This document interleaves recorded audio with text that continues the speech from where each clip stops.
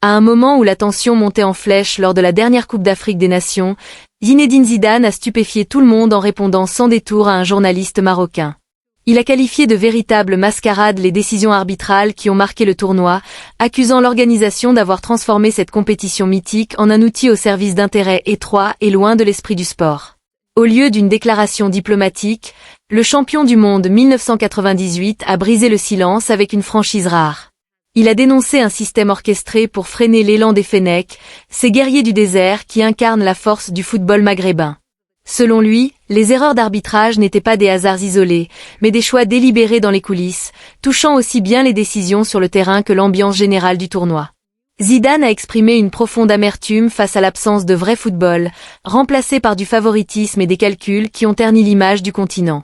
Il a rappelé que l'Algérie ne brille pas seulement par son talent technique, mais par le respect qu'elle impose sur la scène africaine et mondiale. Cette stature a visiblement poussé certains à tenter de la salir par tous les moyens. Les chiffres parlent d'eux-mêmes. L'Algérie dominait en possession et en occasions créées, mais des interventions arbitrales suspectes, souvent sans recours à la VAR, ont suffi à inverser le cours des matchs décisifs. Zidane a pointé du doigt l'acharnement contre les supporters algériens, victimes de provocations répétées, révélant selon lui un complexe profond envers un pays à l'histoire glorieuse et à la souveraineté inébranlable. L'organisation, censée célébrer le sport, a semblé dérailler sous l'influence de calculs politiques, avec des pressions médiatiques ciblées et un traitement indigne réservé aux fans venus en masse soutenir leur équipe. Zidane a refusé de se prêter au jeu des louanges forcées, déclarant que le football ne peut s'épanouir dans un climat de haine et de parti pris. Ce qu'il a vu n'était pas une compétition loyale, mais une mise en scène maladroite. Malgré ses manœuvres, l'Algérie reste une puissance incontestée, portée par la solidité de ses institutions sportives et la détermination de son peuple. Zidane a souligné que les tentatives de manipulation ne font que renforcer la cohésion nationale. Les images venues d'Algérie et les témoignages de visiteurs étrangers, comme ce Sénégalais qui a salué la générosité et la sécurité du pays, ont balayé les récits mensongers de ceux qui cherchent à l'affaiblir.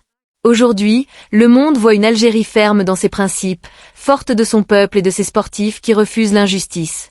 Les victoires obtenues en coulisses ne valent rien face à l'histoire. Zidane s'est fait le porte-voix de millions d'Algériens, rappelant que le respect est une ligne rouge et que l'obsession de certains envers l'Algérie révèle, paradoxalement, sa vraie puissance.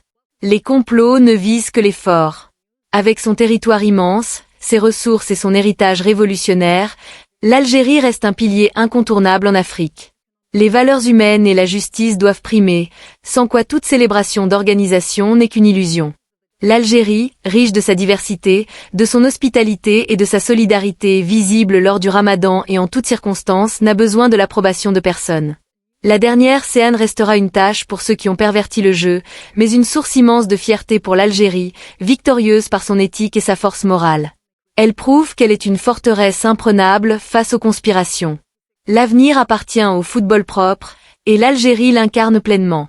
Les déclarations de Zidane marquent le début d'un réveil plus large, qui mettra bientôt en lumière les dysfonctionnements longtemps tus au sein de la Confédération africaine.